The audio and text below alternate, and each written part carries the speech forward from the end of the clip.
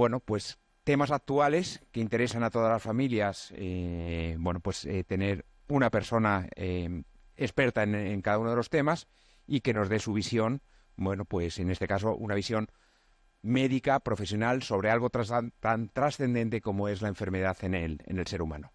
La pretensión no es otra más que pasar un rato agradable, vernos, formarnos y esa transmisión de valores, bueno, pues para que una sociedad que tan carente está de estos valores, pues vaya adquiriendo pues poco a poco, ¿no?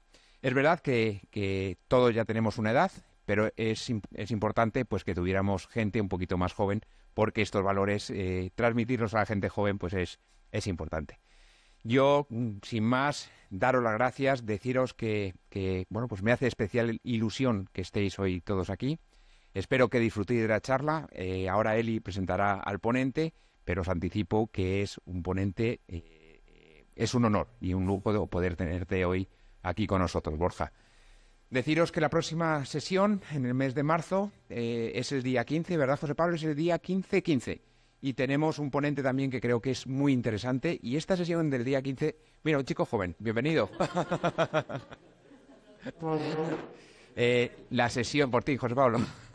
La sesión del día 15 de marzo es muy interesante. Os recordaréis que hace unos años, un par de años, 3 años, no recuerdo bien, un chico español estaba en Londres y fue víctima de un vil atentado de unos terroristas que este chico, por defender a una chica joven, le agredió con el patinete y murió acuchillado y desangrado, como nos contaba el padre. El padre han fundado una fundación. Este es Joaquín Echevarría, se llamaba el padre, y Nacho Echevarría es el hijo. Entonces vendrá el día 15 pues a contarnos un poco cómo ve él los valores de la sociedad de los jóvenes, ¿no? Entonces yo creo que hoy hemos estado hablando con él y nos ha parecido una persona de una integridad y con una sensatez que yo creo que merece la pena que os vayáis apuntando ya para que haya sitio para la próxima próxima sesión.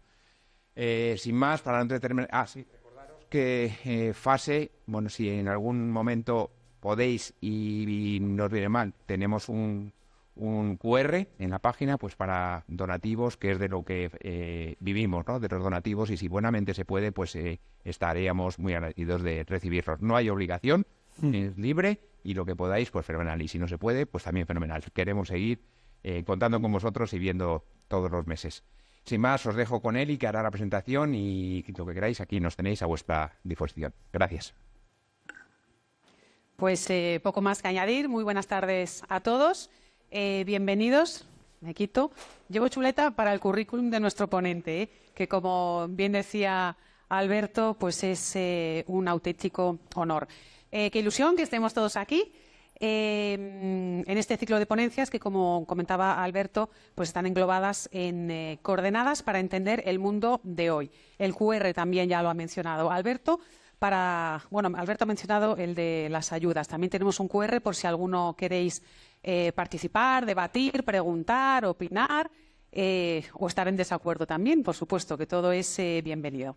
Esta tarde vamos a abordar un tema súper potente en todos los sentidos. Yo creo que es un tema que preocupa muchísimo, además a todo el mundo, porque quien más, quien menos, pues es un tema que nos encontramos, lo tenemos en los medios de comunicación, muchos también tenemos familiares, amigos, en fin, es un tema que se nos plantea pues muy a menudo. Es un tema polémico, es un tema controvertido, pero bueno, es un tema que también hay que afrontar y hay que debatir. Genera muchos sentimientos encontrados y ¿por qué? Pues porque entran muchos factores, aparte de la línea clara por la que todos sabemos que debemos ir, pues también entran otros factores y de ahí la polémica. El hombre ante la enfermedad y la muerte, acontecimiento o decisión. Ahí es nada. Después de la ponencia va a haber turno de preguntas y después vamos a disfrutar, igual que la última vez, de un pequeño refrigerio que tenemos preparado, y si alguien quiere seguir preguntando o debatiendo, pues bienvenido sea.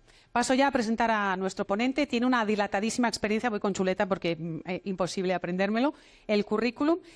Como os digo, una dilatadísima experiencia en el sector, conocimientos y yo creo que autoridad también, más que de sobra, para hablar de este tema. Don Borja Montero es licenciado en Medicina y Cirugía por la Universidad Complutense de Madrid. Es especialista en Medicina Familiar y Comunitaria. Tiene un máster en Cuidados Paliativos y Tratamiento de Soporte para Enfermos de Cáncer, máster en Bioética y Bioderecho. También es profesor universitario, autor de artículos y miembro de la SECPAL, que es la Sociedad Española de Cuidados Paliativos, y socio fundador de la AMCP, que es la Asociación Madrileña de Cuidados Paliativos. Esta es la presentación, ahí es nada. Así que, don Borja Montero, muchísimas gracias. Como decía antes Alberto San Juan, es un auténtico honor y cuando usted quiera. Gracias. Sí, gracias.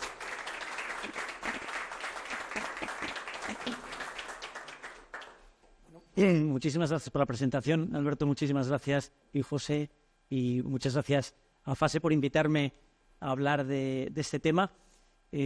Para mí siempre es un honor poder compartir un poco nuestra experiencia profesional y lo que podemos transmitir en estas cuestiones del final de la vida que quizá puedan interesar, ¿no? Iba a deciros algo más y se me acaba de ir la idea. Cosa no rara un viernes por la tarde. Iba a decir que espero que no sea una chapa, como dicen mis hijos, ¿no? Papá, que no sea una chapa, ¿no? La he estructurado como en tres partes. Una, un poco de enfoque, otra de un poco de descripción de lo que tenemos, para al final que hablemos un poco o hablar un poco de esta cuestión de la muerte. Si la muerte es un acontecimiento, es un suceso o se va a convertir en una decisión, ¿no? Bien, me dijo José que teníamos como una hora, voy a intentar hacerlo en menos. Este tema da para enrollarse lo que uno quiera, ¿eh? O sea que, en fin, tendré que estar atento. Voy a poner esto en marcha, un cronómetro, porque...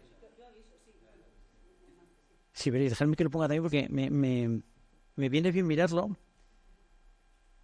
Esto es, pues lo pongo así y así lo veo. ¿Veis? Muy bien. Muy bien, perfecto. Perfecto, no puedo prescindir de las gafas tampoco.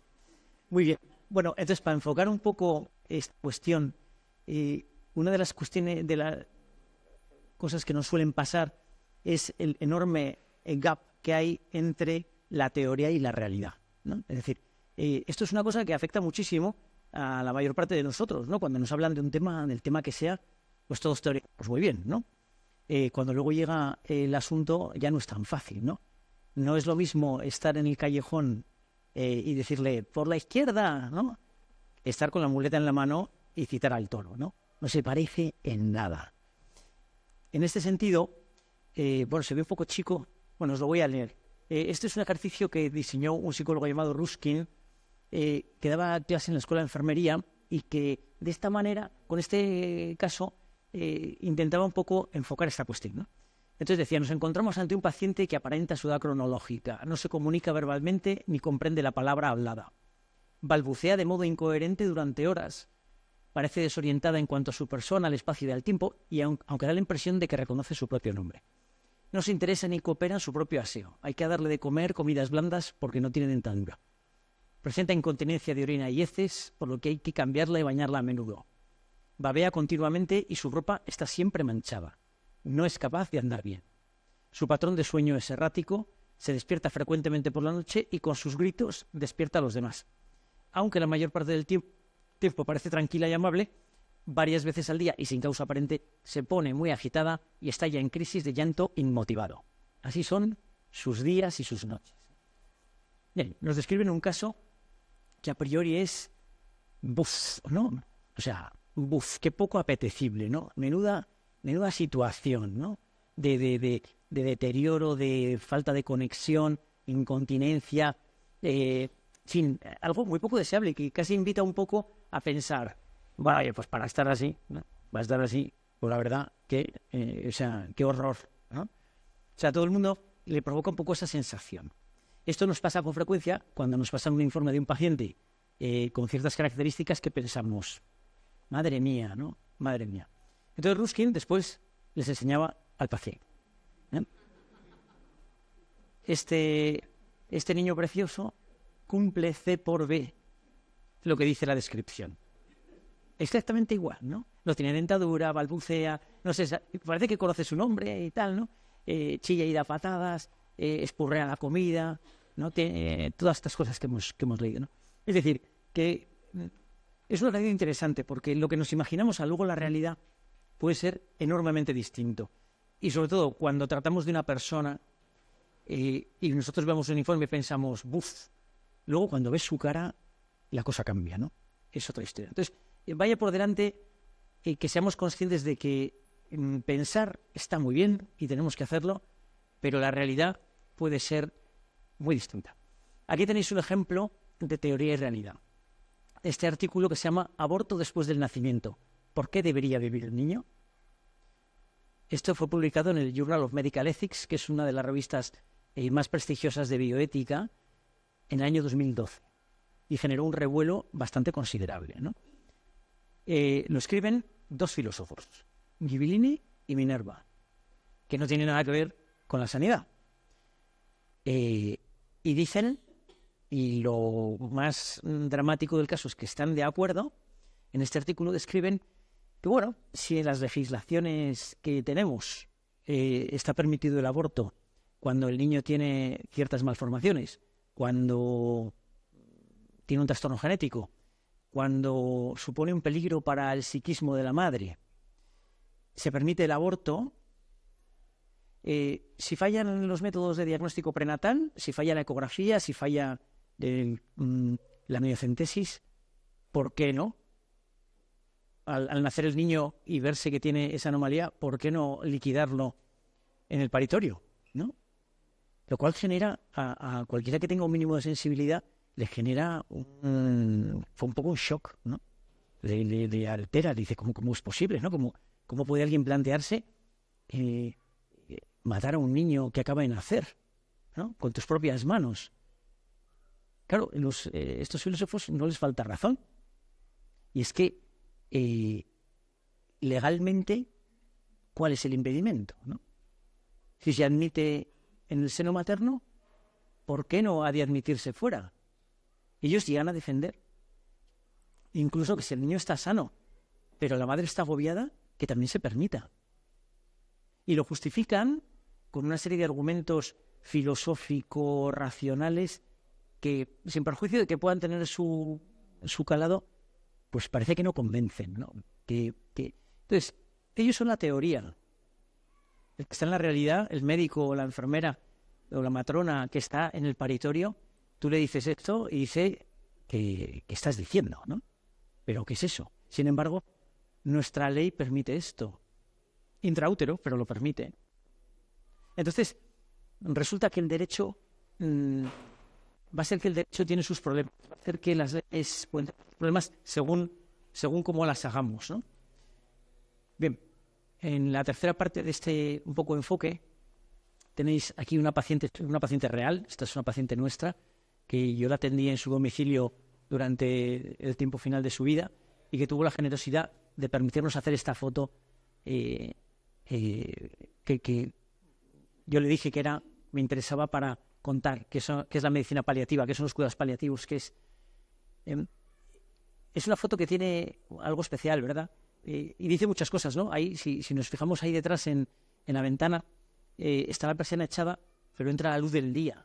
Es decir, que es de día y está encamada, o sea, que está muy enferma, ¿no? Está muy malita. Ahí se ve una ampolla de algo de la medicación que recibía por vía subcutánea, porque la vía oral no era muy practicable. Se ve también un vaso que la persona que le cuidaba había puesto con una pajita para facilitarle que bebiera un poco de agua. Hay dos detalles especialmente significativos que son, entre la jarrita y el cabecero, hay algo que tiene como unas bolitas, ¿no? Que es un rosario. Era mujer con fe católica, una mujer creyente. Y quizá un detalle muy llamativo es que lleva una pulsera de oro en el antebrazo izquierdo. Y uno piensa, estás en la cama y estás mal, ¿para qué llevas eso, no? Pues eso refleja dos cosas. Una, su sentido de la dignidad y de estar bien. Y otra, que se lo ponía para estar bien para nosotros, para estar arreglada, para darnos buena impresión. Es decir, fijaros la humanidad que refleja eso de una persona que está en la fase final de su vida, ¿no? Entonces, cuando nosotros vemos a un paciente en casa que viene del hospital porque se le han ingresado por lo que sea, ¿no? Pasamos de no conocerle, de no saber nada de esa persona, a en 2 horas vemos su informe médico, sus antecedentes, lo que le pasa, las pruebas que le han hecho, si se ha complicado o no, su diagnóstico y su pronóstico. Entramos en su domicilio, vemos cómo decora su casa, vemos cómo son sus cortinas, los recuerdos que tiene, pues no sé, de lo que le guste comprar o lo que le han traído de otro país, las fotos de sus familiares. Entramos en su habitación, vemos su cuarto de baño, vemos su cama, vemos sus sábanas, vemos su camisón o su pijama y por fin su cuerpo desnudo. Es decir, en 2 horas pasamos de nada, o sea, de no conocer a una persona a conocer, vamos, todo el ámbito de lo que es su vida y su padecimiento, ¿no? Y ahí están reflejadas, en su casa y en su ser, están reflejados sus sentimientos, sus amores, sus deseos, sus emociones, su sufrimiento, su miedo. Y siempre decimos que cuando empezamos a ver a un paciente nos tenemos que quitar los zapatos, porque estamos pisando un terreno sagrado, estamos pisando el terreno de mayor intimidad que pueda haber de una persona, sobre todo si le vemos en casa, ¿no? En el hospital también, pero si le vemos en casa, imaginaros que alguien hiciera un comentario cuando te vas en el relleno de la escalera, imaginaros que alguien dice, ¡jo, qué cortinas más feas! Y que el paciente lo oye. Es demoledor, es demoledor. Es decir, nosotros cuando entramos en ese ámbito tenemos que ser súper exquisitos. Bueno, deberíamos serlo siempre, pero en este contexto de final de la vida, es el paciente el que te recibe a ti. No es el médico el que recibe al paciente en la consulta, sino que es el paciente el que te recibe a ti, ¿no? Y encima te da las gracias, ¿no? Entonces, este es el contexto de un paciente con una enfermedad avanzada. Esta paciente murió pocas semanas después, en casa. Bueno, un poco de datos que también son muy importantes para este tema. Estos son las proyecciones de la población española entre 2016 en realidad, y 2066.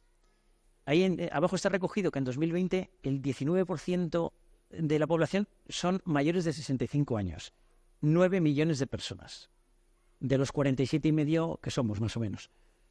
En 2050 va a ser el 36,9%. Yo estaré ahí. 16 millones de personas. 16 millones de personas mayores o muy mayores, porque fijaros cómo con los 3 colores, ¿no? Se ve en naranja 2016, en verde 2031 y en morado 2066. Es decir, el baby boom es el gero boom. Fijaros esto también interesante, el informe del Instituto Nacional de Estadística con las proyecciones de población hasta 2072. Bueno, nuestra tasa de natalidad es bajísima. Es decir, estamos, creo que es 1,16, me parece el último dato. Es algo como muy dramático, ¿no? Es decir, estamos claramente en crecimiento vegetativo negativo. O sea, nos morimos más españoles que nacemos, ¿no?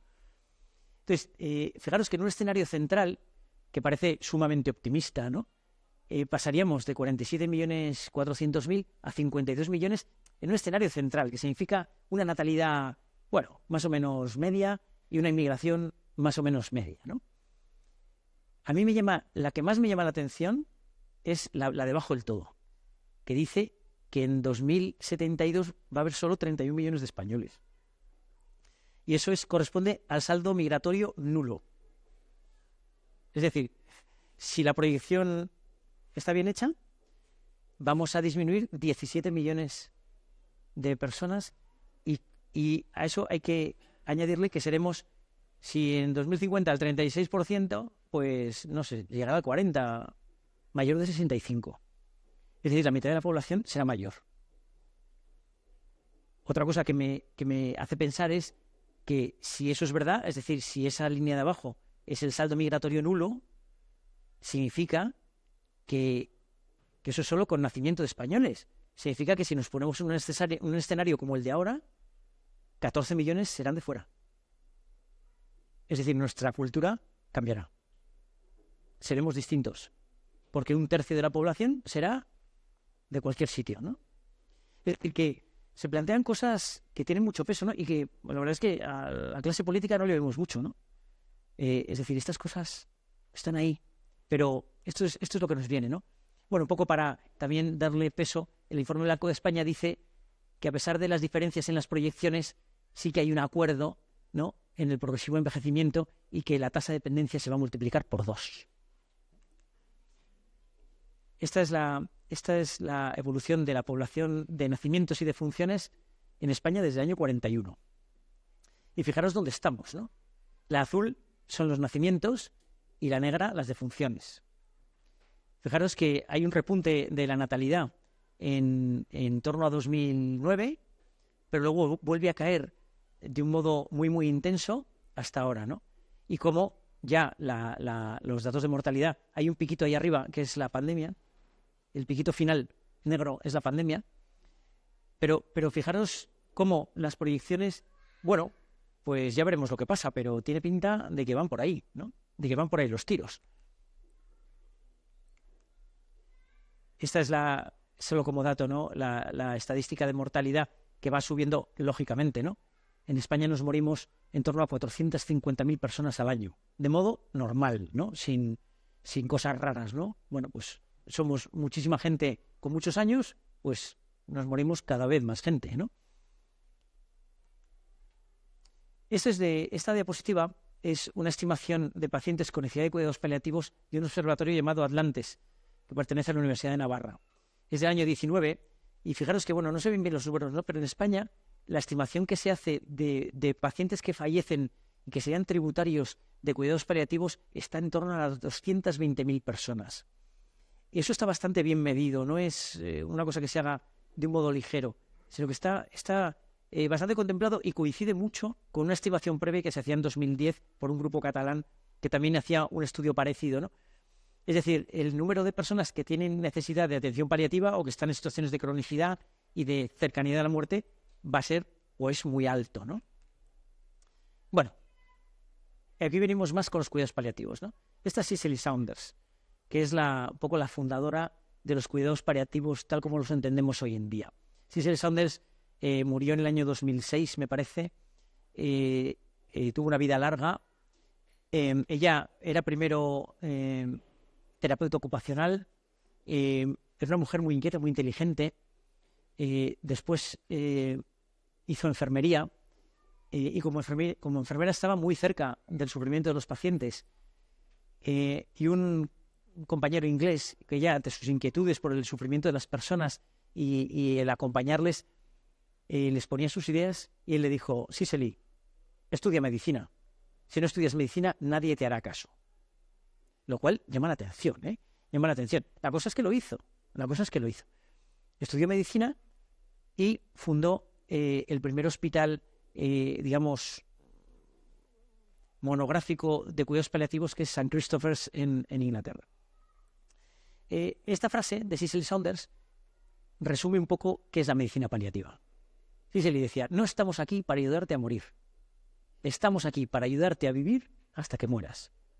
Que es bien distinto, ¿no? Es bien distinto. ¿Qué pretenden, pues, los cuidados paliativos? Pretenden aliviar, no buscan ni acortar ni alargar. Nuestra misión no es empeñarnos en que el paciente viva a toda costa, ni en acortarle la vida, tampoco, ¿no? Procuramos su mayor confort, atender a lo que sí se le llamó el dolor total, que ahora os cuento lo que es, y atender al paciente, a la familia y a los cuidadores. A veces los cuidadores son la familia y a veces no, ¿no? Bueno, abajo dice que estamos adecuando ahora la asistencia paliativa porque el estereotipo del paciente paliativo era un paciente con cáncer avanzado en una situación de progresión y de no posibilidades de tratamiento curativo ni de mantenimiento y por lo tanto con un pronóstico de vida muy corto. Ese era un poco el estereotipo del paciente paliativo. Sin embargo, lo que hemos visto de la demografía, lo que nos lleva a ver, y lo que se constata en la asistencia es que cada vez más los pacientes que atendemos en cuidados paliativos son pacientes crónicos complejos. Es decir, pacientes que tienen insuficiencia cardíaca, insuficiencia respiratoria, insuficiencia renal, todas a la vez, demencia, Parkinson, otras enfermedades neurológicas, simplemente gente muy mayor, tenemos un par de pacientes de 105 años, ¿no? Que viven en casa. Es decir, que el paradigma está cambiando, ¿no? Está cambiando, por lo tanto, tenemos una gran necesidad de atender a esas personas. ¿Qué decía Cicely Saunders con el dolor total? ¿No? Porque dices, dolor total, ¿qué es eso, no? Pues Cicely, que era una mujer súper despierta, dice un buen compañero mío que Cicely no era una gran científica, ¿no? Era una mujer muy lista, pero una gran científica. ¿Y qué hizo? Se rodeó de los mejores. Es decir, fue eligiendo a gente que pensaba muy bien y que en su campo era muy buena y los puso a su alrededor, transmitiéndoles un poco la necesidad de atender a estas personas que cuando la medicina decía aquí no tenemos herramientas, Cicely se empeñó en acompañarles, en estar con ellos, ¿no? Tiene un libro que se llama Velad conmigo, que es muy bonito, habla sobre su percepción personal y espiritual de acompañar a los pacientes. Bueno, entonces ella inventó este término del dolor total. ¿Qué es el dolor total? Pues un paciente con enfermedad no solo tiene dolor físico, ¿no? Los pacientes con cáncer y otros que no tienen cáncer a veces tienen dolores muy severos y muy difíciles de tratar, ¿no? Ese dolor físico que es de la enfermedad no es la única cosa, ¿no? Sino que tienen un dolor social porque tienen dificultades en sus relaciones sociales, porque pierden autonomía, porque no pueden salir, porque a lo mejor son personas con pocos recursos, que no tienen fácil acceso a sistemas de ayuda, sillas de ruedas, colchones o camas articuladas, otro tipo de recursos, ¿no? El dolor espiritual, pues, que tiene que ver con todo el sufrimiento derivado de tu situación de enfermedad y de proximidad de la muerte, con todo lo que eso significa. Y el dolor emocional, pues que evidentemente tiene que ver con el sufrimiento de tu familia, de aquellos a quienes quieres, que en ocasiones son situaciones muy dramáticas, ¿no? Nosotros atendemos a muchos pacientes que tienen cáncer avanzado y tienen 37, 40, 25.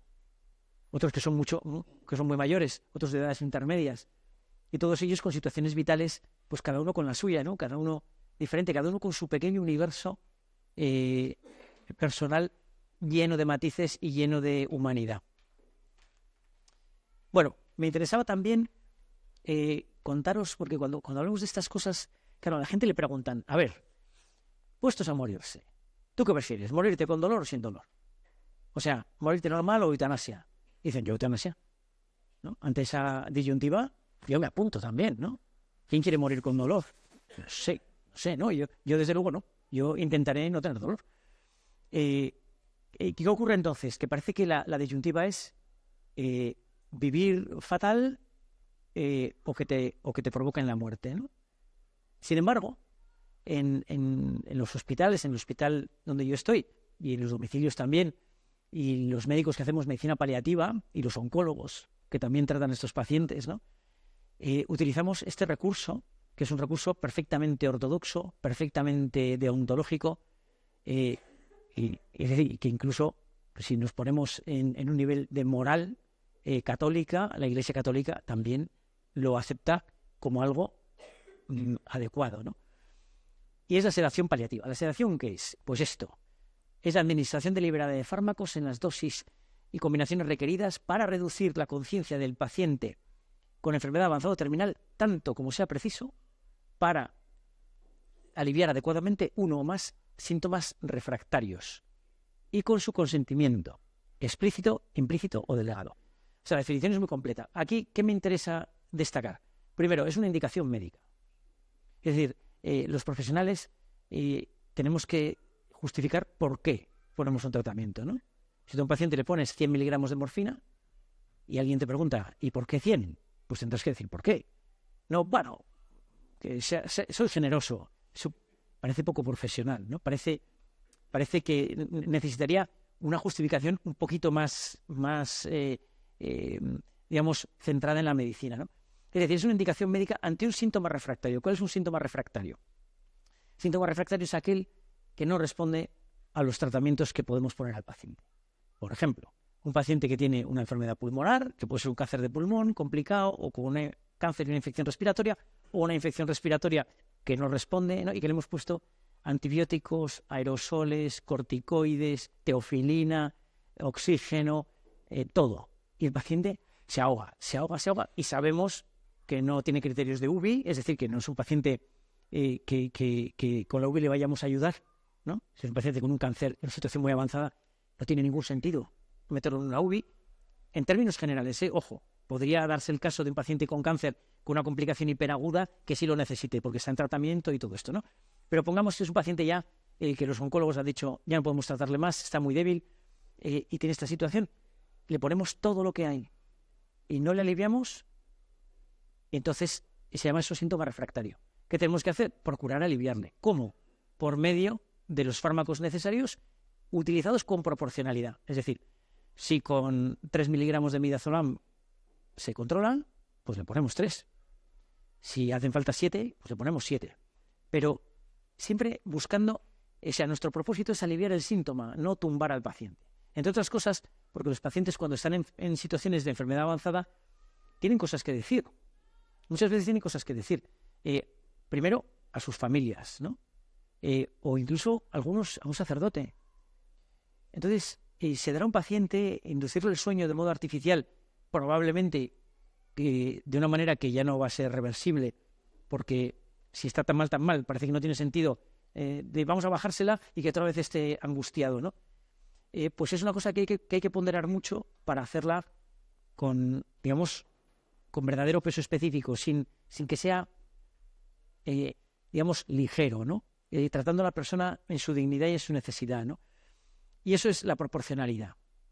Entonces, esto es la sedación paliativa, ¿no? Hay un subtipo que es la sedación paliativa en la agonía, que es cuando el paciente se está muriendo literalmente, ¿no? Porque estos pacientes a lo mejor les pones un poco de sedación y se tranquilizan y mejoran y la cosa se suaviza, y otra es en el momento de la muerte, ¿no? Justo en las últimas horas. Ahí el mecanismo para distinguir la refractariedad no es tan fácil, pero sí vemos claros los signos de la muerte próxima y por lo tanto vemos que el momento es claro y quizá no hay que plantearse muchas más cosas, ¿no? Bueno, el doble efecto luego hablamos de él, que es un tema... Bien, este es un ejemplo de otra paciente que tuvimos, que también tuvo la generosidad de dejarnos hacer esta foto, que tenía una enfermedad pulmonar súper severa. Se puso mal, se infectó, fue al hospital, llegó al hospital con unos niveles de dióxido de carbono que los médicos, los compañeros de urgencias decían, pero ¿cómo está viva? Tiene 90 de carbónico, o sea, no puede ser. Pues estaba viva. La cuestión es que en aquella circunstancia, pues hablaron con la familia de, bueno, es probable que no logremos recuperarla, estaba con una fatiga horrible, ¿no?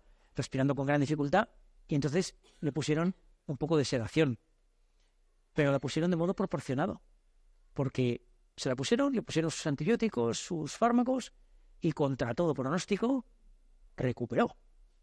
Y volvió a casa, nos la mandaron que muera en casa, ¿no? La pobre. Bueno, pues vivió 6 meses, ¿no? Vivió 6 meses con sus dificultades, con sus problemas, pero en algunos momentos, pues, muy conectada y muy bien, ¿no?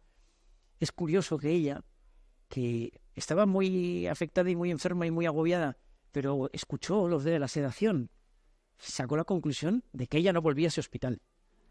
Dice, porque hablaron de la sedación, casi no vuelvo. O sea, fijaros, es curioso cómo los pacientes comprenden de un modo diferente de lo que podemos comprender los profesionales qué estamos haciendo, ¿no? La cuestión es que lo hicieron bien. O sea, nuestros colegas de urgencias lo hicieron bien, porque le pusieron lo que necesitaba. ¿Estaba controlada y tranquila? Bien. Vale. De manera que ella tuvo esos 6 meses más de vida, ¿no? También para que veáis un poco que estas cosas no son solo las ideas mías o las ideas de un grupo de paliativos que es que somos muy fundamentalistas y muy radicales o muy escorados a un lado y tal. Este artículo es del New England Journal of Medicine, que es la revista de medicina interna más prestigiosa del mundo. Y fijaros, es de 2015 y habla de la sedación paliativa para dormir al paciente al final de la vida, ¿no? Y como dice, el objetivo es aliviar un síntoma refractario, no adelantar la muerte. Y no debe ser confundido con el suicidio asistido o con la eutanasia. Es decir, que desde el punto de vista profesional está clarísimo qué es la sedación paliativa en un paciente que tiene una enfermedad muy avanzada, que tiene dolor, que tiene delirium, que tiene vómitos, que tiene el síntoma que tenga y que, a pesar de nuestras herramientas, no logramos controlar, ¿vale? Es decir, somos capaces de aliviar al paciente, aunque, es decir, sin provocar la muerte. Esa es la diferencia esencial, ¿no? ¿Qué es la eutanasia? Ahí tenéis dos definiciones. La primera es la de la Organización Médica Colegial, que aglutina todos los colegios de médicos de España, y la Sociedad Española de Paliativos, es una definición hecha en común, y la definición holandesa, que tiene algunos matices interesantes, ¿no? ¿Qué es la eutanasia? Es provocar intencionadamente la muerte de un paciente, de una persona que padece una enfermedad avanzada o terminal, a petición expresa de esta y en un contexto médico. Es decir, habla de una enfermedad avanzada o terminal. Sin embargo, los holandeses dicen muerta debida a la medicación que es administrada por un médico u otro profesional con la intención explícita de acelerar la muerte con la petición expresa del paciente, pero omite la enfermedad terminal. La omite. Ahora veremos lo que pasa por allí, ¿no? Una cosa muy importante, que también hay mucha gente que no lo sabe, los términos de eutanasia pasiva, eutanasia indirecta, eutanasia activa indirecta, distanasia, cacotanasia, no sé qué tanasia, todos esos términos ya en el año 2003 hubo una publicación de la Asociación Europea de Cuidados Paliativos y se ha consolidado como una cosa, fuertemente, con un acuerdo muy grande, que la eutanasia es esto. La eutanasia es provocar directa y deliberadamente la muerte del paciente. Lo demás será otra cosa, pero no es eutanasia. ¿Vale? Esto es importantísimo, porque a veces hay confusión es que no le están dando de comer, esto es eutanasia. No, eso no es eutanasia. Esos pueden ser circunstancias alrededor de un paciente con una enfermedad muy grave que ofrece sus dificultades o sus problemas, que tendremos que ver si lo debemos soslayar o no, tendremos que distinguir cuál es el bien del paciente, pero en absoluto es eutanasia. Eutanasia es provocar la muerte del paciente por medio de una medicación. Aquí tenéis una fotografía de una eutanasia real. Fijaros que es una foto muy sobrecogedora, ¿no? Porque la persona que está aquí en primer plano es el médico, que está a punto de apretar el émbolo de esa jeringuilla que contiene una solución de tiopental y curare, o podría ser propofol también, porque es blanco, que va a inyectar en la vena de esta señora que va vestida de azul y le va a provocar la muerte en minutos. Esto es la eutanasia. Esa foto es muy dramática porque la paciente mira a la cámara como, no sé, es una mirada como un poco desafiante, ¿no? Como un poco, yo diría que dura, ¿no? Al lado hay una persona que parece que la quiere y la abraza, ¿no? Y detrás hay pues una persona que observa en la escena. Claro, cuando uno ve esto y te dicen, ¿tú a qué te apuntas? ¿No? Pues ya uno empieza a tener algunas dudas, ¿no? Porque ¿esto es la manera de aliviar el sufrimiento? Esto es, yo me lo pregunto, ¿no? Esto es, o sea, una vez que apriete el émbolo, la señora va a quedar inconsciente y en pocos minutos va a dejar de respirar. Otro dato también de enfoque. 193 es el número de Estados miembros de la Organización de las Naciones Unidas, que bueno, parece un organismo así como bastante serio y tal, ¿no? Que dice cuántos países hay en el mundo, ¿no? Bueno, pues según esta web de la ONU, en el mundo hay 193 estados. En 2011 se incorporó Sudán del Sur, que fue el último, por lo visto. Países en los que es legal la eutanasia, 6. Entre los cuales estamos nosotros. Y entonces uno piensa, oye, una cosa que parece tan contundente y que no sé, que como que es un derecho fundamental y tal, pues resulta que Portugal y el presidente de la República es comunista y ha rechazado la ley de la eutanasia. Y tiene sus argumentos, los podéis leer en internet. Francia, ha rechazado. Inglaterra, ha rechazado. Alemania, tampoco. Austria, tampoco. Polonia, tampoco. Estados Unidos, tampoco. En Estados Unidos hay suicidio asistido, pero no hay eutanasia. Y eso es interesante, ¿verdad? Los anglosajones son prácticos y les gusta la ley. Y entonces, que ellos dicen, pero ¿cómo vamos a permitir a los médicos que provoquen la muerte? Eso es absurdo, ¿no? ¿Cómo vamos a controlar eso? Otra cosa es que un paciente que está en Oregón, que es de donde hay más datos, que tenga una enfermedad con un pronóstico menor de 6 meses, esa es condición sine qua non. Si no tienes una enfermedad con un pronóstico inferior a 6 meses, no te dan la medicación. Tú vas a un sitio donde te dan una medicación que tú retiras en la farmacia y tú verás lo que haces con ella. Eso es el suicidio asistido. Es decir, que tiene unos matices muy importantes y es, primero, no implica a la profesión médica, o la implica de un modo muy colateral porque, bueno, prescribir esa medicación basta con que la haga un organismo, no hace falta ser médico para dar no sé cuántos gramos de tiopental asociado a morfina, a diazepam y a digoxina, que es lo que les dan. No hace falta ser médico. Tú das, venga, tómate todas estas pastillas y ya está, ¿no? Pero fijaros que es curioso. Esto es digno de mencionar, ¿no? En Estados Unidos, en el año 97, se había planteado el problema de la eutanasia y de qué hacer, ¿no?, con los pacientes que se quieren morir. Y como son prácticos, pues dijeron, a ver, de gente que se quiere morir, ¿quién nos puede aconsejar? Y entonces buscaron al mayor experto en suicidio que había en Estados Unidos en aquel entonces, que se llamaba Herbert Hendin, un médico psiquiatra que estaba súper especializado en suicidio. Y le dijeron, Herbert, mira, no sabemos qué hacer con este asunto. Entonces, hicieron una comisión, le comisionaron desde el Congreso americano, le dijeron, vete a Holanda, habla con la gente, entérate de lo que pasa allí, de cómo son las cosas y haznos un informe para que veamos nosotros claro qué hay que hacer aquí, ¿no? Ese informe se tradujo luego en un libro que se llama Seducidos por la muerte. Que es curioso el título, porque Herbert, que era psiquiatra, murió hace muy poco, en el 14, yo creo que murió, bueno, ya no tampoco, pero bueno. Herbert era psiquiatra, y entonces dice que él fue a Holanda con una mentalidad abierta, totalmente profesional. Él no admite ningún planteamiento moral, de religión, puramente profesional, ¿no?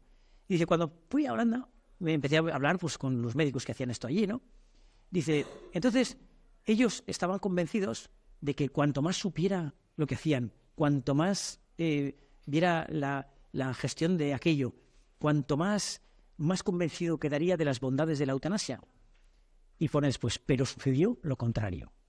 Cuanto más vi, cuanto más profundicé, cuanto más estudié, me di cuenta de que aquello no ofrece a los pacientes una solución adecuada, ni siquiera profesional, ni siquiera justa. Y su libro, que estaba editado en español, pero se hizo una edición pequeña y creo que no se ha vuelto a editar, está en inglés, se llama Seducidos por la muerte. Fijaros el título que le puso este psiquiatra, ¿no? Este psiquiatra, lo que veían los médicos holandeses es que habían sido seducidos por la muerte. Es decir, administrar la muerte, ser capaces de decidir cuándo alguien se muere y cuándo no, les había producido una seducción. Entonces, esa fue su conclusión como psiquiatra, es decir, no ya, digamos, técnicamente opinar, oye, esta persona no se ha hecho una valoración psiquiátrica, ¿por qué no? ¿No? O esta persona en realidad no tiene una enfermedad terminal, ¿por qué lo admitís con tanta normalidad que practicara la eutanasia? Sino que, digamos que de alguna manera analizó cómo estaba la mente de los médicos en Holanda, ¿no? Ellos tienen una larga tradición eutanásica, empezaron en los 70, aunque la ley es de 2002, la ley de Holanda es de 2002, ¿no? Este informe de Hendin lo que concluyó fue que el Supremo norteamericano en el año 97 dijo que no existe un derecho constitucional al suicidio. Otra cosa es que se hagan cosas, pero no es un derecho constitucional, lo cual es muy importante, ¿no? Muy importante. También para que veáis datos reales, ¿no? Esto, los belgas publican perfectamente y con toda transparencia, bueno, no sé si con toda, pero bueno, los datos sobre la eutanasia, ¿no? Ahí tenéis los datos de 2021. Número de casos, 2.699 muertos por eutanasia. Y dice sufrimientos físicos y psíquicos simultáneos, 2.100 y pico. Sufrimientos psíquicos solamente, 480 personas no tenían una enfermedad orgánica, pues como las que hemos hablado, ¿no? Era solo una cuestión psíquica. Bueno, pues se aplicó la eutanasia a 480 personas, ¿no? ¿Quién le practicó la eutanasia? La mayor parte, el 60%, los medicalistas. El 35%, los especialistas, y un 2,9% los psiquiatras. aquí está la patología por la que se pide la eutanasia, ¿no? Que son distintas. El number one, el cáncer, 62%. Fijaros, 17% polipatologías, ¿no? O sea, parece que hay un poco de... Cuando alguien pide la eutanasia parece que pide que está en un sufrimiento terrible, insoslayable, ¿no? Refractario. Sin embargo, polipatologías. Es todo como un poco inconcreto, ¿no? Los fármacos que utilizan, tiopental y un paralizante neuromuscular por vía intravenosa. Es decir, los fármacos que se utilizan para la eutanasia es un barbitúrico poderoso como el tiopental, que disminuye la actividad cerebral muy profundamente, y luego curare, que es un paralizante muscular. Es decir, ese fármaco lo utilizan los anestesistas para que en el quirófano el paciente no se contraiga, no tenga contracciones musculares, por lo tanto esté flácido. ¿Por qué? Porque les interesa que el abdomen no esté tenso, que el paciente no manotee, por ejemplo, ¿no? Si pasa algo, y por lo tanto el paciente no respira. Cuando tú paralizas los músculos, el paciente no respira. ¿Por qué? Porque no hay manera de que respire. Respiramos porque nuestros músculos funcionan. Si tú paralizas los músculos, pues no respiras. Es decir, es evidente que en la eutanasia el objetivo es causar la muerte del paciente. Hay luego otros fármacos, ¿no? Otras opciones, pero la mayoritaria, 60% tiopental y curare por vía intravenosa. Bueno, ¿cómo voy? Uy, voy fatal. Bueno, esto es siempre uno de los peligros de la eutanasia es que se dice, no, nosotros vamos a hacer una ley muy garantista solo para los casos extremos, para gente que está súper mal, que no hay manera, que además tiene sufrimiento existencial. A ver, que los hay, ojo, a veces las personas que defienden la eutanasia lo hacen porque han tenido cerca a alguien que ha sufrido muchísimo, ¿no? Que no ha estado bien atendido, o si le hemos atendido no hemos conseguido aliviar. Es decir, que, ojo, porque hay algunos casos que son muy dramáticos, ¿no? Es verdad que los que se publicitan tampoco los ves especialmente dramáticos. Nosotros en el hospital vemos cosas mucho peores, ¿no? El caso de Mar Adentro, de Ramón San Pedro, bueno, pues era un caso complicado, claro que sí, ¿no? Una tetraplegia o una tetraparesia, porque parece que los brazos sí que los movía al principio y tal, ¿no?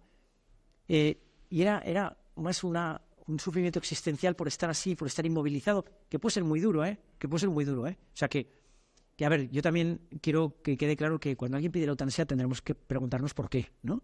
No decir, eso es imposible. No, hay que preguntarle por qué es lo que pasa, ¿no?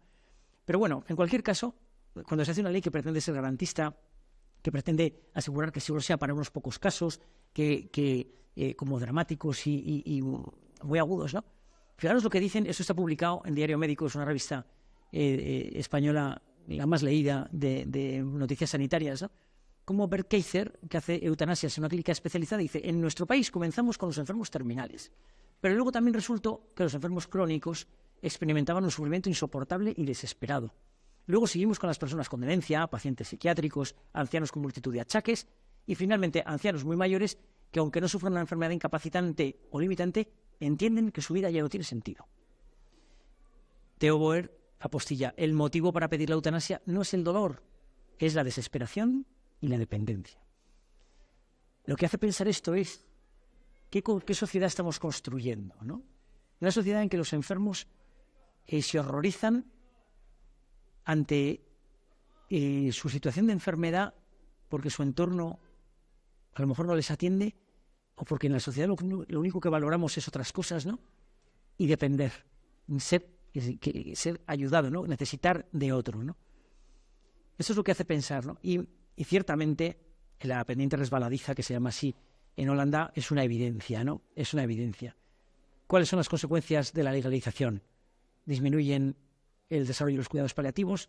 De esto, Johan Menten, que es un médico oncólogo que trabaja allí, en los hospitales normales hay un 20% de muertes por eutanasia, más o menos. En su unidad de paliativos, menos del 1%. ¿Por qué? Porque ellos trabajan mucho con los cuidados paliativos, ¿no? Es decir, con aliviar al paciente, con considerar al paciente en su necesidad, en su humanidad, en su dependencia. ¿Qué ocurre también?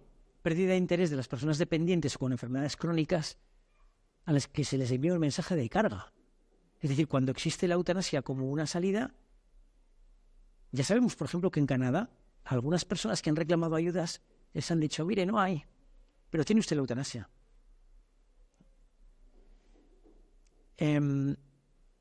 Aumento progresivo de los supuestos en los que se aplica, la pendiente resbaladiza, ¿no? Miedo en las personas mayores. Eso sabemos que en Holanda pasa, ¿no? Hay personas mayores que no quieren ir al hospital porque temen que les pueda pasar algo, ¿no? Reconocimiento de los médicos de haber practicado eutanasias sin el consentimiento o petición del paciente. Claro, legalmente es otra cosa, ¿no? Es decir, si tú inyectas esa solución a un paciente que no lo pide, eso se llama homicidio, no se llama eutanasia, ¿no? Otra cosa interesante, es una comparativa de una comunicación al Lancet, que es una revista muy prestigiosa, en la que se ve cómo desde el año 2007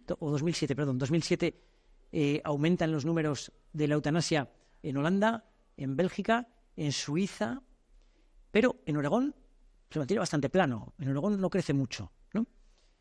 ¿Qué hace pensar esto? El autor de este pequeño estudio decía, es curioso, ¿no?, que allí donde no participa la medicina, es decir, donde las profesiones sanitarias no están implicadas en provocar la muerte del paciente, sino que es el paciente el que se administra a sí mismo las cosas, parece que crece menos. Es decir, se acaba creando una cultura, ¿no? Una cultura de la muerte, ¿no? Me interesa también, dentro de este contexto del sufrimiento, que el deseo de adelantar la muerte es algo que les pasa con relativa frecuencia a los pacientes, como un 20%, cuando están con enfermedades avanzadas, ¿no? Y hay algunos grupos, como este de Cristina Monforte, Albert Balaguer y gente de la Universidad Internacional de Cataluña, que han estudiado, están estudiando y siguen haciéndolo, el fenómeno del deseo de adelantar la muerte, ¿no? Diciendo, ¿qué es esto?, ¿no? Cuando un paciente dice, yo me quiero morir, ¿qué quiere decir? ¿Nos está pidiendo la eutanasia o qué está diciendo, ¿no? Entonces, dentro de su análisis cualitativo, que es un análisis muy estructurado de las publicaciones que hay al respecto, discriminando muy bien los epígrafes y las expresiones que utilizan los pacientes, sacan estas conclusiones, ¿no? El deseo de adelantar la muerte es un fenómeno multifactorial, no obedece a un solo asunto. Es que me duele, no, son más cosas, ¿no? Responde a un sufrimiento extremo, a una petición de ayuda y también a un mecanismo de control. Es decir, cuando alguien está muy enfermo, pide ayuda, ¿no? Y a veces la petición de ayuda es, yo no puedo estar así, ¿no? Terminar con este sufrimiento y tener miedo a la muerte. Cuando alguien sabe que tiene una enfermedad muy grave y que le queda poco, a veces se vuelve un poco ansiedad. A ver cuándo llega, a ver cuándo me muero. El deseo de adelantar la muerte también es una expresión de esto, ¿no? Que es, bueno, ya, ¿no? Me muero ya y ya está, y se acabó, y ya está bien, ¿no? Porque esta incertidumbre de que me muero o no me muero me tiene mal, ¿no? También hace referencia, los pacientes dicen, a la pérdida de control, de capacidad. Es decir, no ser capaces de valerse, ¿no? De tener recursos, ¿no? Expresan pérdida del sentido. Otro ítem importante, preservar la autonomía hasta el final y control personal. Y quiero vivir, pero no de esta manera. Eso es otra cosa que dicen mucho, ¿no? Entonces es muy interesante ver cómo cuando tratamos con pacientes se pone en marcha un mecanismo como la legalización de la eutanasia y parece que cuando te acercas a los pacientes que están muy enfermos hay como muchas más cosas que practicarme la eutanasia, ¿no? O sea, esto es ver a la persona en su humanidad, en su sentimiento, en su dolor, es ayudarle, es escudriñar qué te pasa, qué podemos hacer, y lo otro es indiferente. ¿Quieres morir? ¿Está bien fundamentado? ¿Cumple los requisitos? Adelante, ¿no? El Observatorio del Dantes valora esta estimación en el año 19 del número de unidades de cuidados paliativos que hay por 100.000 habitantes. La Europea de Paliativos dice que tiene que haber al menos un equipo por 100.000 habitantes. En España estamos en 0,23. O sea, estamos muy lejos de lo que se necesita, ¿no? Bueno, esto, un comentario solo, existe desde el año 2007 las voluntades anticipadas, ¿no? Testamento vital, es decir, una manera de expresar por escrito y en un registro público qué es lo que quieres que se haga en caso de que tú no puedas responder, que no tengas capacidad, ¿no? Que estés cognitivamente mal, que tu cabeza nos responda que estés en situación vegetativa, lo que sea, ¿no?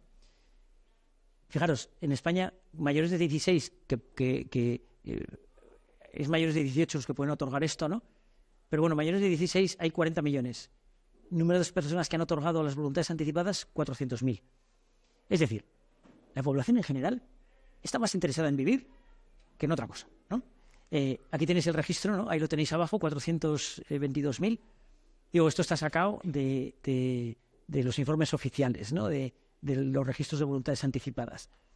Es decir, estamos más preocupados por vivir que por cómo nos vamos a morir o qué va a pasar. Casi todo el mundo confía en su familia, ¿no? En su cónyuge, en sus hermanos, en alguien cercano que diga, mira, oye, hacerle caso a este, si a mí me pasa lo que sea, hacerle caso, ¿no? Bueno, entonces, hemos visto teoría y realidad, hemos visto qué es un poco el contexto del paciente avanzado, qué es la sedación, qué es la eutanasia, qué son los cuidados paliativos. Ahora yo creo que tenemos más herramientas para ver un poco por dónde andamos, ¿no? Por dónde andan las cosas y qué preferiríamos. Y entonces ahora me interesa destacar esto. Esto es de Joseph Ratzinger, que muchos conoceréis. Aunque para mi asombro, utilicé este nombre en una universidad española con gente de mucha cultura, y los alumnos, de 50 alumnos, solo había una persona que sabía quién es Joseph Ratzinger, ¿no? A lo mejor alguno de aquí no lo sabéis, pero ahora os digo quién es. Joseph Ratzinger fue el Papa Benedicto XVI. Y fijaros esta frase, ¿no?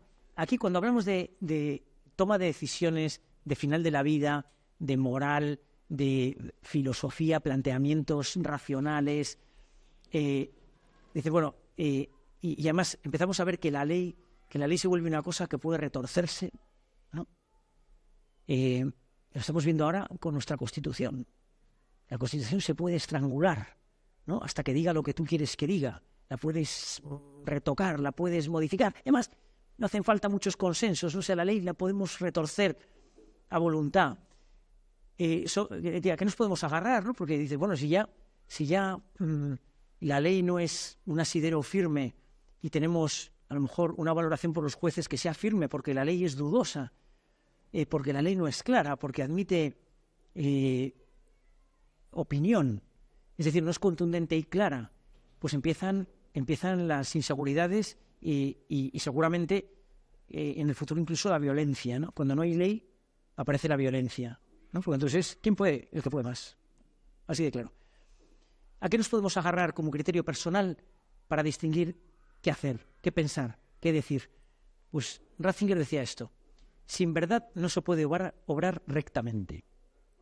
La voluntad de verdad, o sea, querer la verdad, la búsqueda humilde de la verdad, pensar, pues yo puedo estar equivocado, pues igual me tengo que plantear otra cosa, ¿no? La disposición permanente a aprenderla es el supuesto fundamental de toda moral. Y esto vale para cualquiera, ¿no? Es decir, si tú eliminas el concepto verdad, que ahora entramos en esa última parte de aquí, que es el relativismo, ¿no? Si suprimes la verdad, no puedes alcanzar una moral.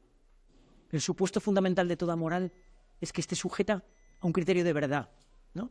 Si la ley no atiende a un criterio de verdad, a buscar la verdad, entonces no existe la justicia. Entonces es todo un montaje, es todo un negocio, no hay consistencia, ¿no?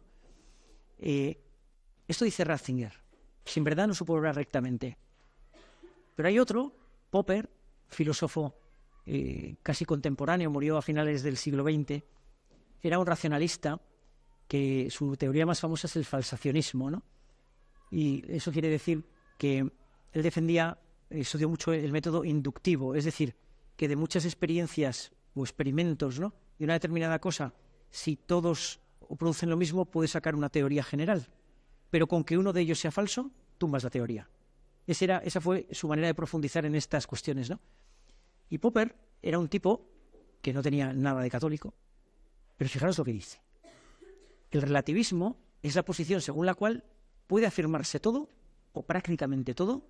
Afirmar es defender, ¿no? Es con consistencia. Y por lo tanto, nada. Todo es verdad o bien nada. La verdad es, por lo tanto, un concepto carente de significado.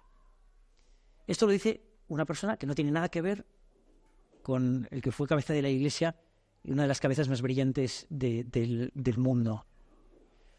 Y añade, él defiende el pluralismo crítico, es decir, una posición en la que se admitan todas las teorías, cuantas más mejor, de manera que la que sea más potente en la discusión racional desbanca a las otras, ¿no? Pero en aras de la búsqueda de la verdad.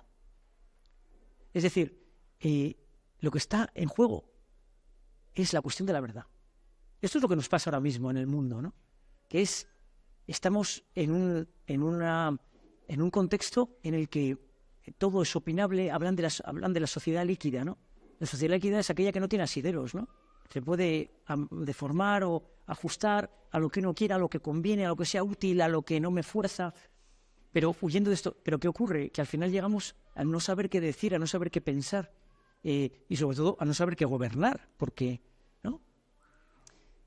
También este dato de Diego Gracia. Diego Gracia es un historiador de la medicina, es un erudito, discípulo de Pedro Laín Entralgo y de Zubiri, que es uno de los grandes filósofos españoles. En un libro que tiene que se llama Bioética Mínima, fijaros lo que dice: no todo lo que es legal es necesariamente adecuado moralmente. La ley no es todo. En algunos sectores de la sociedad española, es que esto es lo que dice la ley. Dice, bueno, de acuerdo, pero bueno, el gobierno del Tercer Reich fue elegido democráticamente y promulgó sus leyes. También hay que hacer caso a esas leyes, ¿no? A leyes en las que se investigó con niños, se hicieron experimentos y se mató a niños haciendo barbaridades con ellos. Eso hay que hacerle caso a eso, ¿no? Es decir, no todo lo que es legal es necesariamente adecuado moralmente. La política, fijaros esta distinción, la política es el arte de gestionar el poder del Estado y su lenguaje es el derecho. La ética, por el contrario, es propia de los individuos. El lugar de la ética es el individuo y, por tanto, la sociedad. Por lo tanto, la ética, es decir, todo lo que se refiere a la discusión moral, es o la ley es metaética.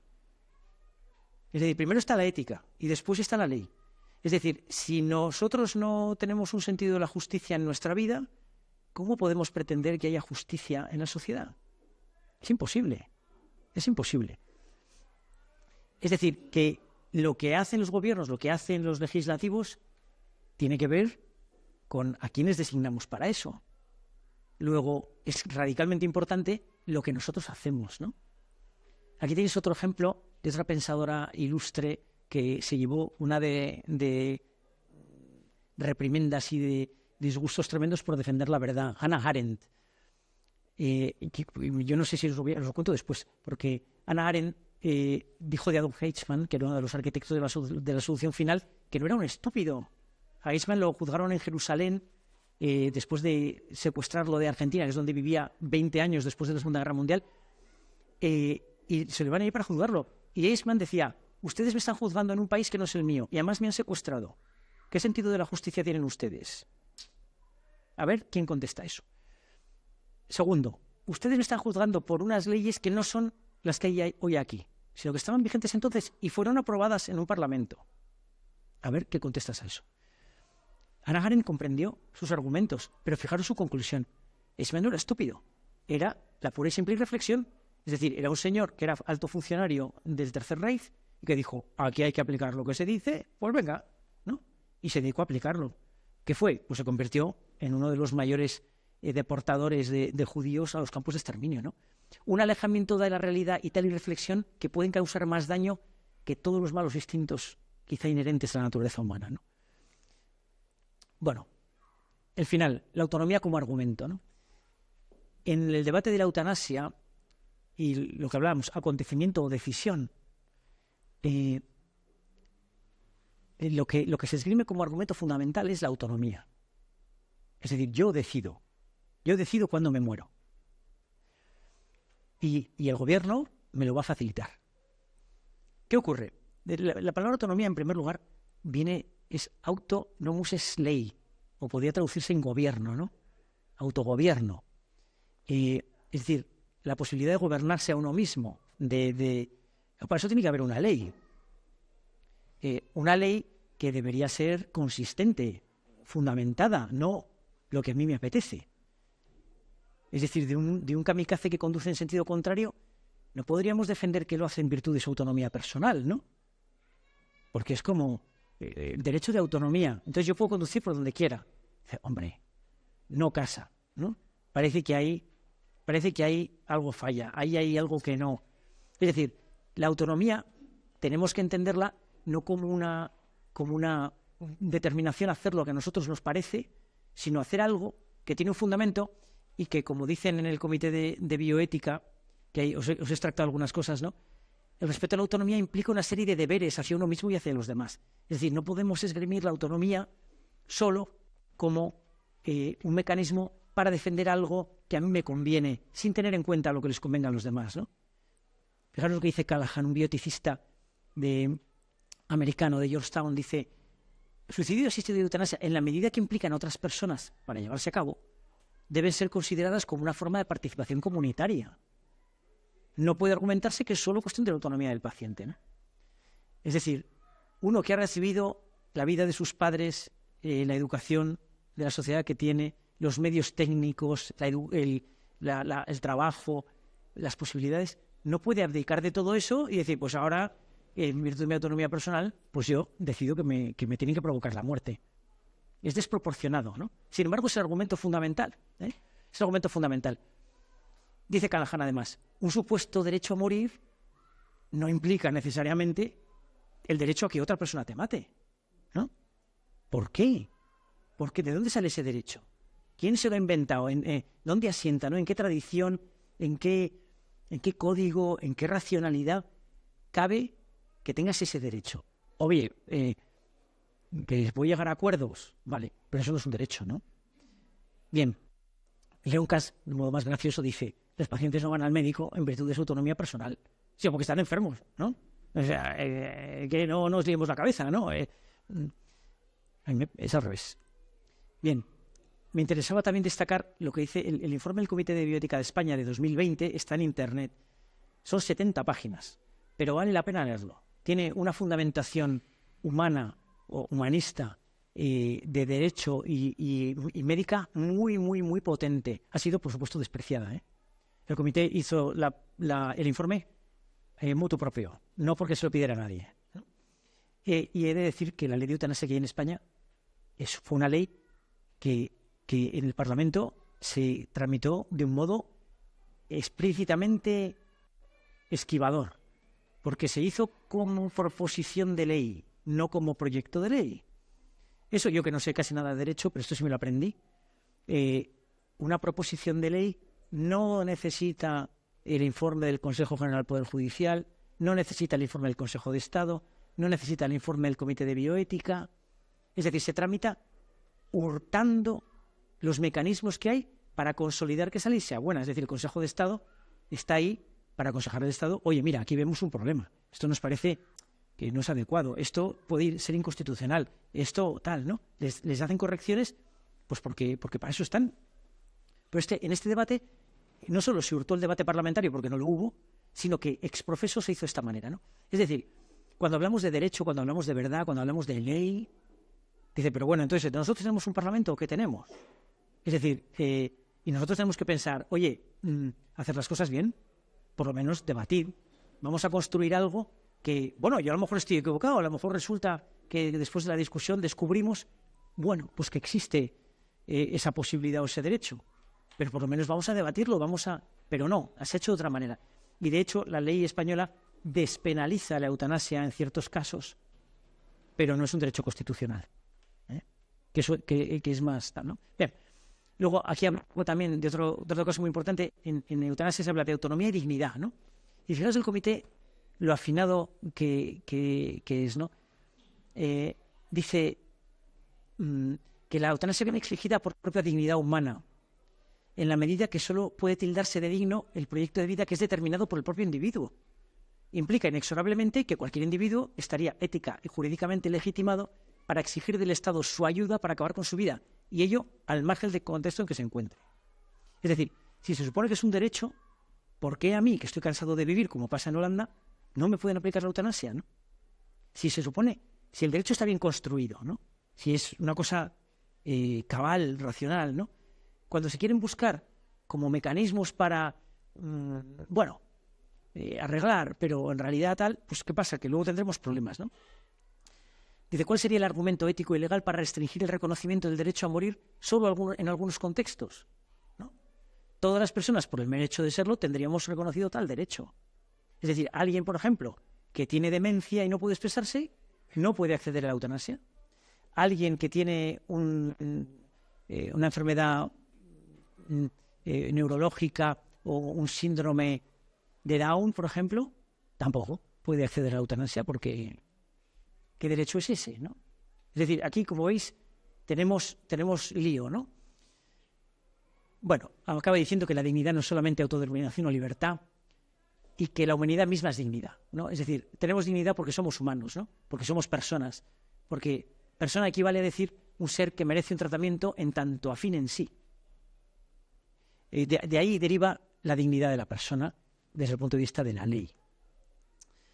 Bueno, esto vamos a saltárnoslo. Este es otro ejemplo de otro paciente que quería enseñaros, que también lo mandaron a casa porque se iba a morir en una semana, vivió 2 años, su mujer se lo llevaba así a ruedas a la verbena de la Paloma, nos mandaba fotos comiendo chocolate con churros, mirarle ahí qué contento jugando con unas cartas enormes, porque veía mal, en fin. Bueno, yo con esto ya podemos hablar ahora porque creo que es demasiado.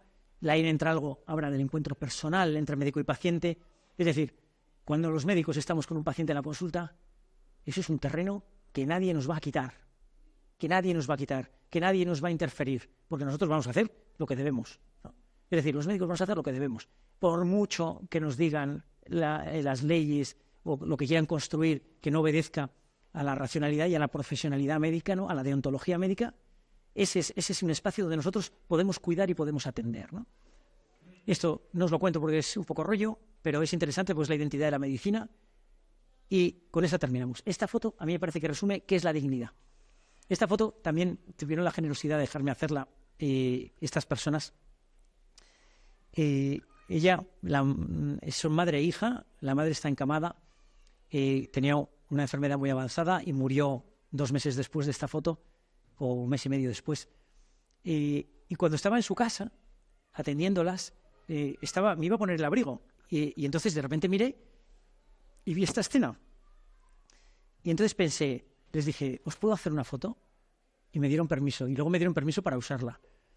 La foto no solo expresa como una cosa hermosa, ¿no? Es una enfermedad muy avanzada, pero es una foto bonita. Es una foto de una paciente sonriente, con una hija que le agarra las manos con una actitud doble, ¿no? Que es, por un lado te sostengo y por otro te acaricio, ¿no? Y lo que más me gustó de la foto es que detrás del visillo hay ahí como un somier, ¿no? En ese somier dormía esa chiquilla todas las noches a los pies de su madre para cuidarla, ¿no? Yo creo que esto es la dignidad. Esto es la dignidad del paciente y la dignidad del cuidado. Y con esto acabamos, que como veis, un rollo. Bueno,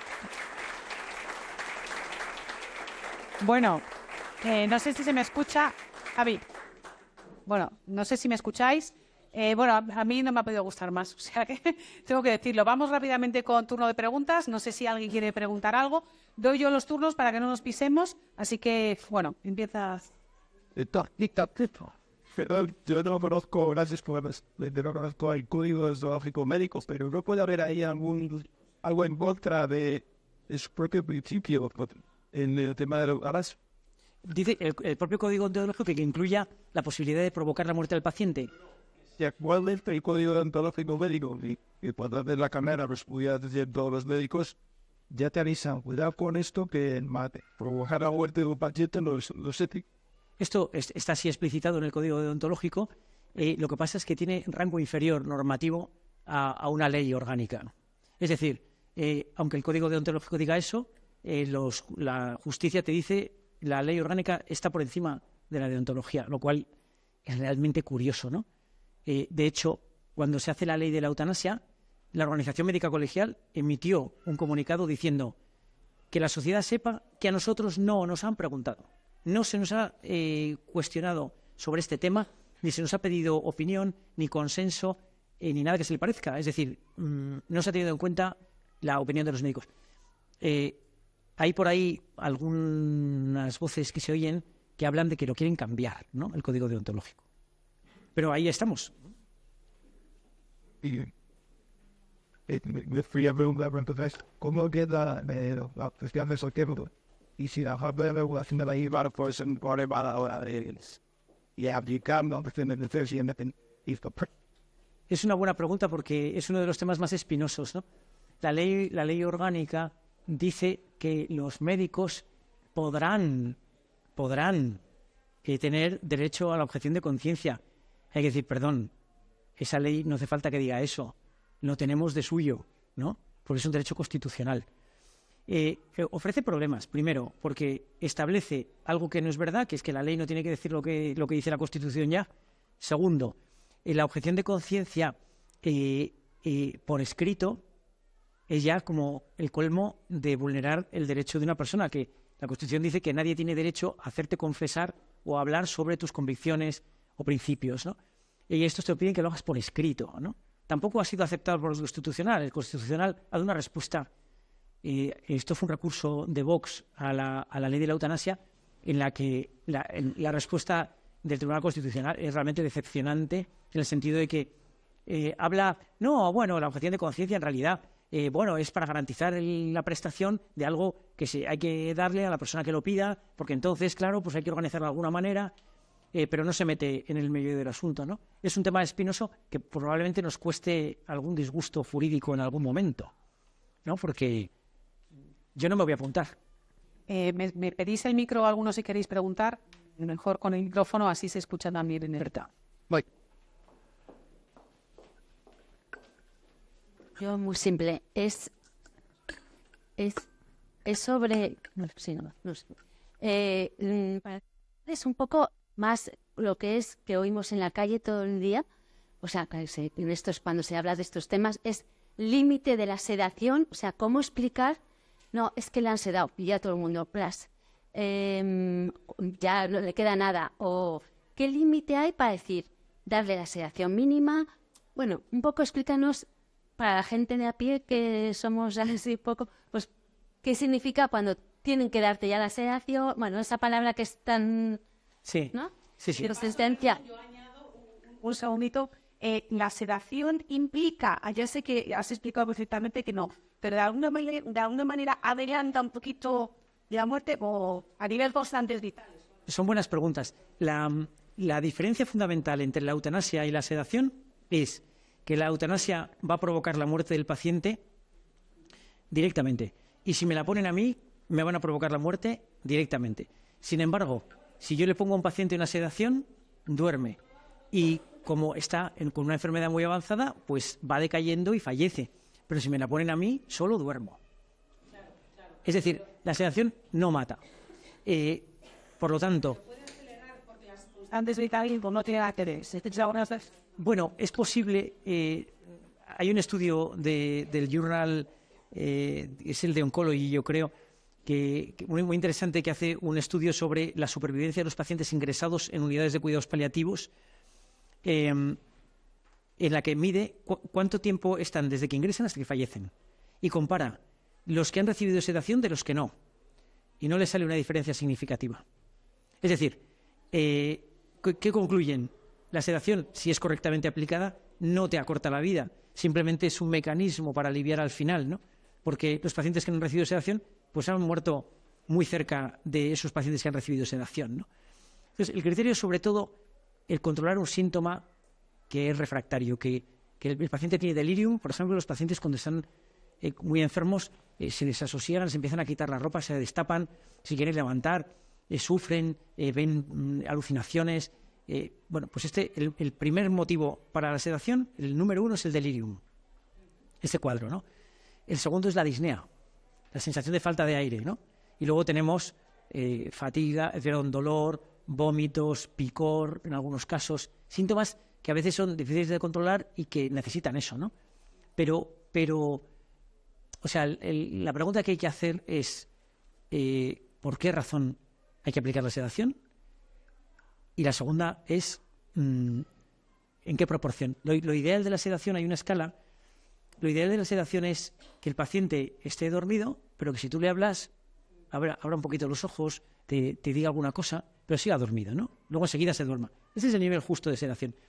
Hay veces que no hay más remedio que inducirla más profundamente, porque el paciente lo necesita, ¿eh? Es decir, que vemos casos muy, muy complejos donde es verdaderamente difícil. Pero esas son las dos preguntas clave. O sea, la intención, aunque se haga. Sí, o sea, es el motivo. El motivo es aliviar un síntoma refractario. Bueno, podemos decir intención también. Sí, en realidad es un criterio profesional, ¿eh? Es un criterio profesional. ¿Alguna pregunta más? Voy.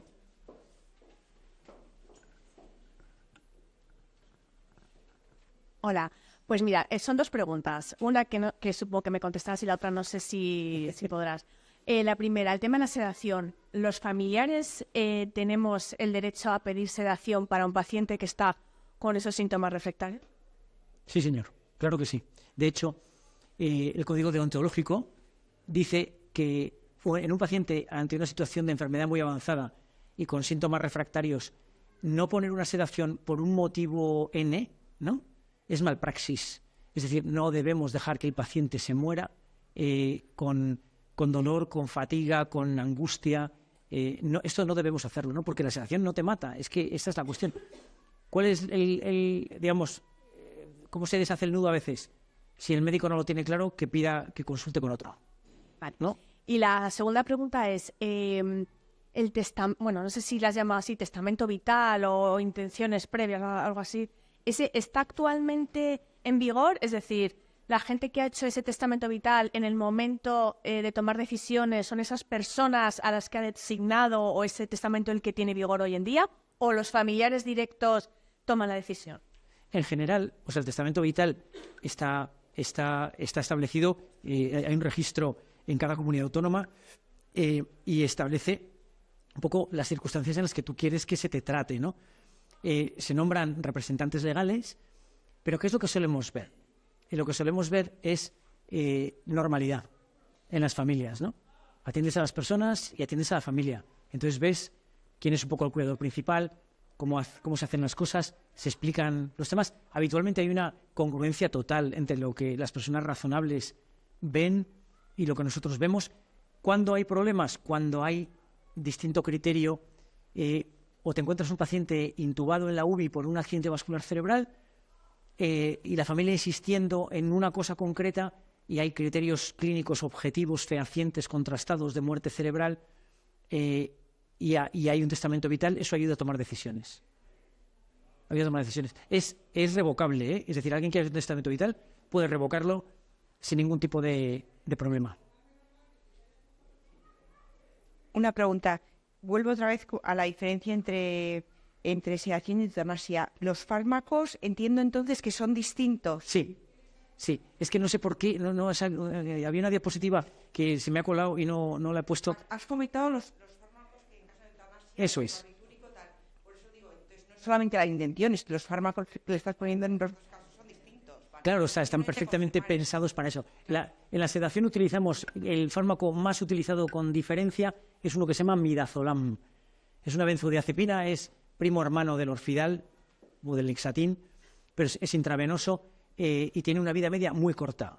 Es muy bueno porque tiene una vida media muy corta y luego tenemos un antagonista, es decir, en caso de que pensemos que eso hay que revertirlo o que tal, le podemos poner un antídoto y revierte, ¿no? Es el más usado. Luego utilizamos también como ayuda haloperidol, Sinogan, a veces con ayuda de anestesia propofol, pero lo normal es utilizar midazolam. Es el fármaco con diferencia más utilizado. ¿Alguna pregunta más? Yo sí quería, ¿no? No es una pregunta, es un recordatorio. Decirte, Borja, que a mí me has puesto los pelos de punta. La verdad que me ha encantado. Para mí la eutanasia es una gran desconocida. Y realmente me ha encantado, ¿no? Que te felicito, te doy las gracias por lo he puesto en estos sitios, la verdad que es un... Y luego deciros que desde FASE, sabéis que en FASE nos dedicamos a investigar sobre situaciones y dificultades de las familias. Hemos visto tal vez no sea un problema importante, pero sí es un problema que hemos detectado entre los jóvenes, y es que hay muchas carreras que no conocen la situación de las finanzas.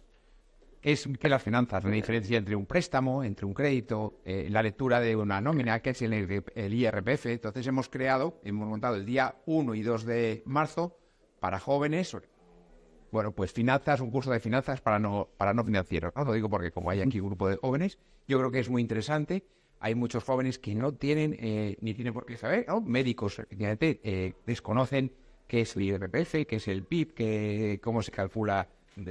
Pues entender las noticias de hoy, eso también entra dentro de nuestras coordenadas para entender el mundo de hoy y para que nuestros jóvenes estén más formados. Yo os animo a que entréis en una página web, lo veáis, y si os interesa, pues que os apuntéis. Y sí queríamos ahora hacer la entrega a Eli, pues de una... Porque siempre la tenemos liada, se lo agradecemos muchísimo.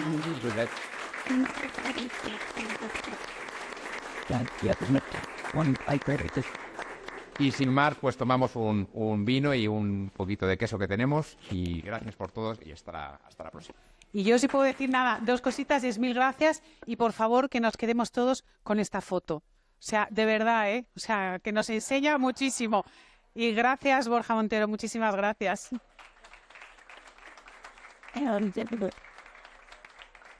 But he didn't say no thing, and I forget he kept saying, and I was there.